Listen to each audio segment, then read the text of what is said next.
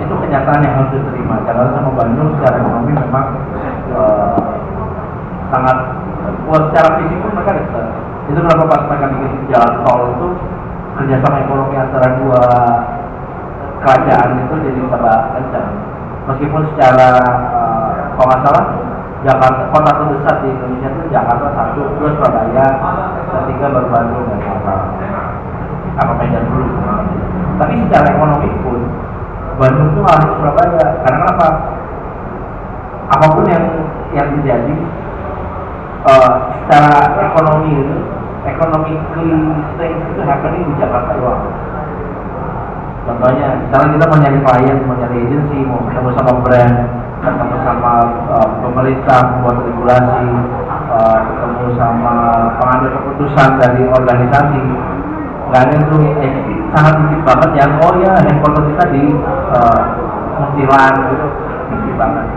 Pasti hampir 90% ya headquarter kita di Jakarta. Kalau kita ngomong sama orang yang di Surabaya-nya gitu misalnya, oke, kita coba ngomong sama kantor pusat, which ada di Jakarta. Akan jauh lebih gampang kalau memang bisa ada di Jakarta. Banyak salah-salah di Jogja, teman-teman orang pasti kan, bisnisnya sendiri. Tetap dia sebulan sekali dua kali mesti di Jakarta. Karena apa? Bisnisnya ada di Jakarta, uangnya datang dari Jakarta. Dia beroperasi di Jogja, nanti bisa beroperasi di Surabaya, di Malang, mungkin bahkan kos.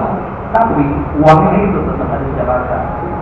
Itu kenapa Bandung gampang aksesnya, barangkali startup kayak di Bandung itu sebulan bisa 2-3 kali di Jakarta, klien lah, pitching lah, apalah, karena dari sebuah money ya. Kalau Jakarta sih udah pop sebetulnya, pengen udah lah sebar aja duitnya, tapi sayang. Ada lagi mungkin nih? Ya. Tadi kan kita bahas dari segi produk ya, 3 produk di bidang e-commerce, games, news media. Nah, sedangkan kalau misal dari tren dari IT services itu gimana? Misalnya, apakah orang-orang masih perlu bisa membuat website, mengisi konten, pembuatan video, dan lain-lain? Yang B2B ya? Ya. Kayaknya sih kalau dari sisi B2B salah satu yang lagi nge-trend sekarang itu kata kuncinya itu cloud anything lah, software as a service, apa as a service, nggak ngerti deh. Tapi memang pada kenyataannya akan makin banyak UKM yang menengah ke bawah akan masuk online. Jadi kayak beberapa 5 tahun belakangan ini hampir semua korporasi yang besar-besar pasti udah punya website, minimal punya Twitter, mungkin followernya cuma 3 dan itu followernya ya admin juga. Kita punya. Nah kadang-kadang saya melihat kalau berarti hampir di semua iklan di TV itu nanti dia nampilin loh ada Facebook sama Twitternya. Coba sekali-kali lihat ya Twitter, saya pernah lihat apa ya, itu sehari atau apa gitu. Saya lihat akun followernya cuma 18 gitu. Udah masuk TV banyak banget followernya 18. Karena mereka nggak ngerti makainya. Nah itu pertama, jadi yang menengah ke bawah itu mulai banyak masuk online. Orang-orang yang punya studio furniture misalnya di Semarang atau punya pengrajin apa di Bali, orang-orang itu udah mulai ngerti online. Karena kenapa? Dari dulu sebenarnya mereka udah global. Di Indonesia itu harus ekspor barang antik, furniture, kerajinan tangan itu ekspor ke Eropa, ke Jepang, Amerika, jalan-jalan. Saya itu pernah lagi di pesawat lagi ke Jepang waktu itu Tokyo. Sebenarnya Indonesia juga. Kita ngobrol-ngobrol ternyata dia emang sebulan sekali ini Jepang bolak-balik musik klien. Katanya misalnya apa? Bikin meja. Oh meja yang unik itu enggak, meja aja flat dari kotak. Tapi di Jepang udah gila. Itu sebulan bisa puluhan miliar per bulan. Berapa di Indonesia? Caranya dapat klien dari mana? Dari internet. Dia bikin apa ya? Dia bikin pakai blogspot. Blogspot agaknya tuh dapat puluhan miliar. Apa kalau dia berburu serius, bikin website yang proper, bikin platform yang proper, atau bikin e-commerce sekalian biar orang bisa langsung beli. Bayar dari revenue ini bisa meningkat jadi ratusan miliar.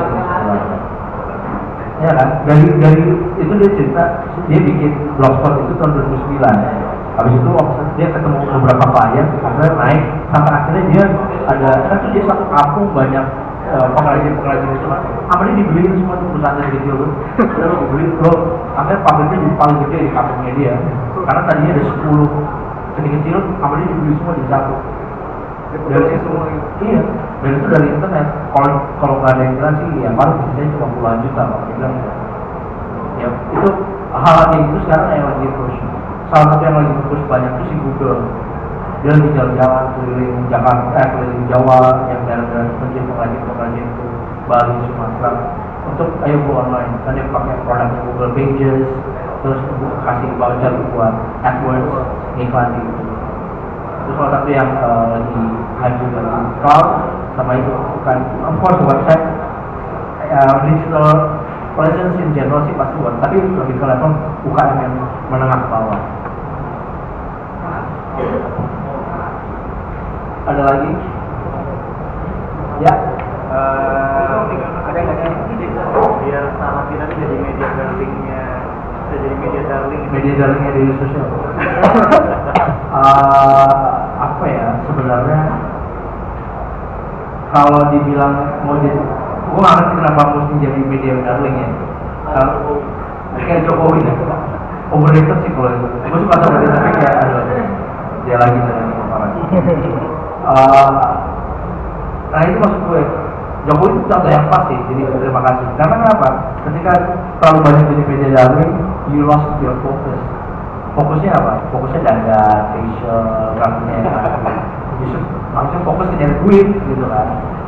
Jadi kayaknya nggak cocok kalau jadi media darling startup. Tapi intinya kalau maksudnya kan biar diri itu sama media kan. Ya yang pertama punya nilai jual berita yang bagus. Buatan lokal, tanda kutip buatan lokal itu selalu jadi kata kunci yang sangat menjual buat media mainstream. Enggak buat jadi sosok tidak. Kompas, segala macam itu selalu jadi dijual. Sama yang penting adalah ngasih tahu apa milestone. Itu biasanya orang sering update. Kita launching, kirim press release. Kita mencapai 10.000 juta, 10.000 user, kasih press release.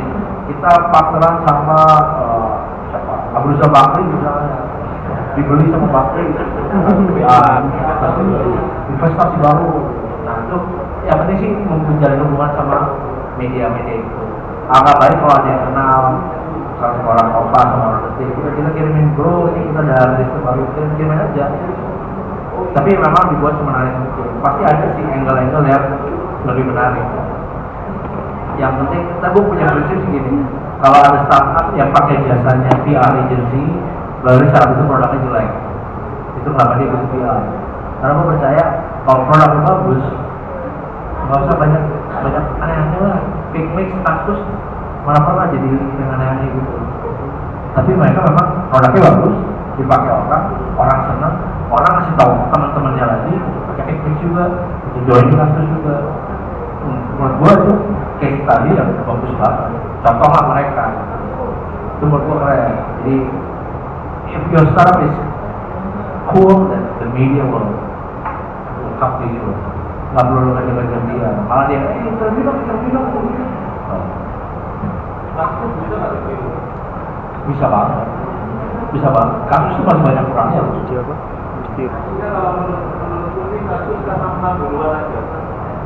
Benar.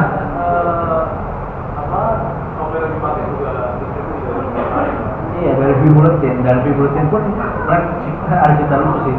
Si kasus itu kan backendnya pakai V-Bulletin. Akhirnya suatu saat mereka kena masalah karena database dari V-Bulletin itu nggak kuat. Server database mereka mati terus.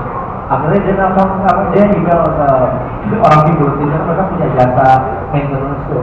Dibayar, gue bayar lo $800 per jam atau berapa gitu untuk fix V-Bulletin gue. Oke, setelah mereka ngecek, mereka melihat database apa segala macam, dan mereka nyerah. Kita nggak pernah handle traffic data secara banyak kalian punya. Jadi itu gue balikin, silakan cari orang yang lain yang bisa membantu.